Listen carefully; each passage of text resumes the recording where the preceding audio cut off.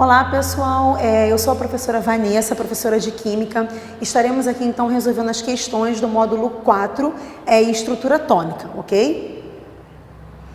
Bom, a primeira questão é o seguinte: com relação às teorias atômicas, assinale o que for correto. Nós comentamos sobre algumas teorias atômicas, né, como a de Dalton, Thomson, Rutherford e Rutherford-Bohr. Letra A. Dalton propôs que o átomo seria uma esfera de carga elétrica positiva, não maciça, incrustada de cargas negativas? Falso, tá? Dalton, ele não conhecia nenhum tipo de partícula subatômica. Então, para ele, o átomo ele era uma massa densa, indestrutível e indivisível. B. Thomson propôs que os átomos são esferas rígidas e indivisíveis que não podem ser criados nem destruídos. Não. Quem teve essa proposição foi Dalton. C. Bohr propôs um modelo de átomo conhecido como sistema planetário, onde os elétrons se mantêm em movimento circular ao redor do núcleo. Claro que não. O modelo do sistema planetário ele foi conhecido como Rutherford.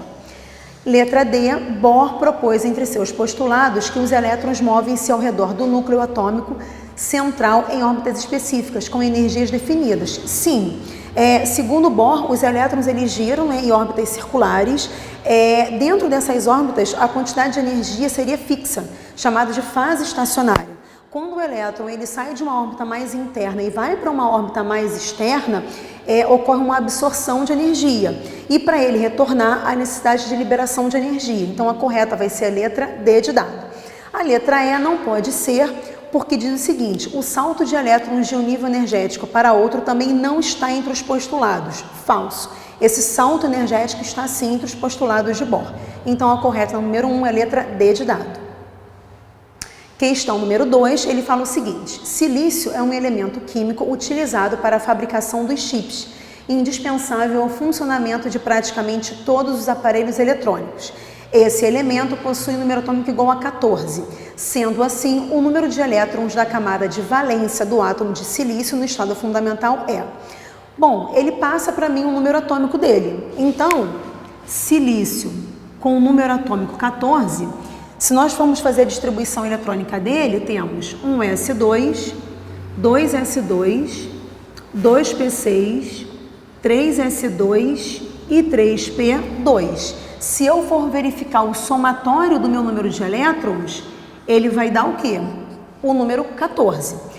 Bom, ele fala ali para mim de camada de valência. A camada de valência é sempre a minha maior camada. Então, eu tenho aqui, ó, a primeira camada, a segunda camada e a minha terceira camada, que aparece duas vezes. Quando isso acontece, eu somo o número de elétrons. Então, na verdade, na terceira camada, eu vou ter quantos elétrons? 4. Então, quando ele pergunta aqui o número de elétrons na camada de valência, vai ser a letra D de dado, 4 elétrons. Questão 3. Sabe-se que os átomos X e Y são isóbaros, ou seja, mesmo número de massa, apresentando um número de massa igual a 40. Então, eu tenho aqui os elementos X e Y com massa 40. O átomo X é isótono de Z. Considerando as configurações eletrônicas de cada átomo eletricamente neutro, ele quer saber o número de nêutrons de Y e o número de massa de Z. Bom, primeira coisa que eu tenho que fazer, eu tenho que descobrir o número de elétrons de X. Então, olha só, 10, 12, 18, 20. Número de elétrons de Y, 10, 12, 18. E para Z, número de elétrons, 10, 12, 18, 19. Olha só, pessoal, se eu tenho aqui o número de massa de X e o número atômico de X, eu posso achar aqui o número de nêutrons. Lembrando que N é igual a A menos Z, então a massa dele 40 com o número atômico 20, N igual a 20. Então, o número de nêutrons de X, 20. Também posso identificar pelo mesmo processo o número de nêutrons de Y. Então, 40 menos 18, então N igual a 22. Na questão, ele fala para mim que o átomo de X é isótono de Z. O que significa eles serem isótonos? Eles têm o mesmo número de nêutrons. Então, se X tem 20 nêutrons, Z terá o quê? 20 nêutrons. Novamente, se eu jogar na mesma fórmula, eu consigo achar o quê? O valor de massa de Z. Então, somando esses dois aqui, ó, número de massa de Z, 39.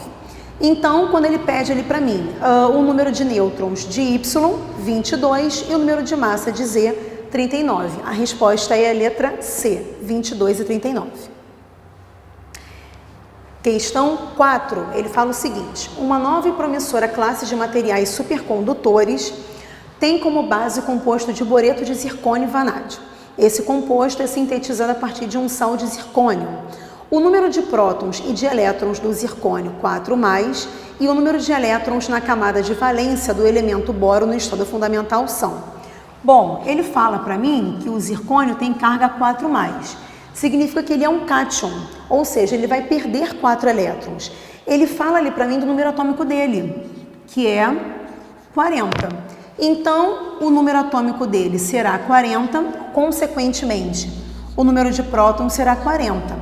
Ele é um íon, porque apresenta uma carga, do tipo cátion, porque a carga é positiva. Então, ele vai perder 4 elétrons. Então, ele tinha 40, perdendo 4 elétrons, ele passa a ter 36 elétrons. Então, ele pergunta inicialmente aqui o número de prótons e elétrons do íon zircônio, prótons 40 e o número de elétrons 36. Ele fala ali para mim o número de elétrons na camada de valência do boro e dá para mim o número atômico do boro. Então, eu vou fazer a distribuição eletrônica dele. 1s2, 2s2 e vou parar em 2p1. Se eu somar o meu número de elétrons, vai dar o quê? 5. Camada de valência é a maior camada, que é a segunda. Como ela se repete, eu somo o número de elétrons. Então, ele irá apresentar 3 elétrons na camada de valência. Por isso, número 4, letra E.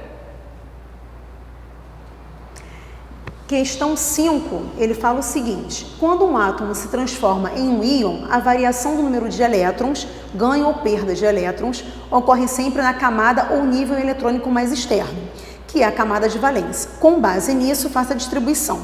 Aqui é uma questão básica de distribuição e eu quis trazer para vocês a distribuição de um elemento neutro, um cátion e um ânion, para a gente funcionar como que funciona esse ganho e perda de elétrons aí.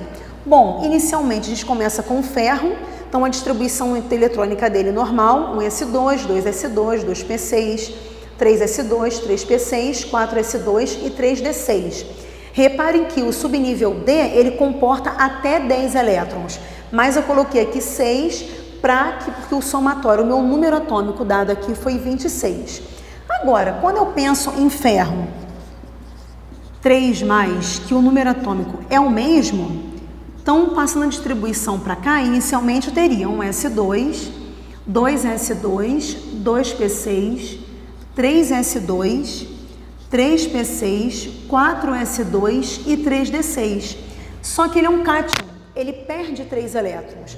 Quando isso acontecer, a perda de elétrons é sempre da maior camada.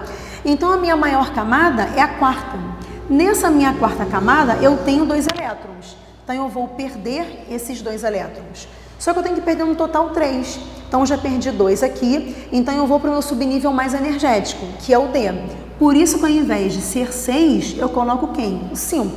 Então, aqui, ó, a minha distribuição finalizando em 3p6 e 3d5. Eu agora tenho fósforo com o número atômico 15.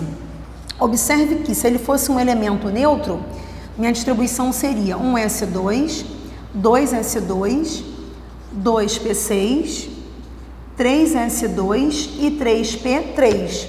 Só que ele é o quê? Ele é um cátion. Então, ele vai ganhar 3 elétrons. Então, aqui de 3, ele vai passar a ser 6. Aqui, por favor, uma correção. Ficaria, então, 6, totalizando aqui, no caso, 18 elétrons. Pessoal, muito obrigada, então. Espero que vocês curtem, assistam nossa videoaula e até a próxima.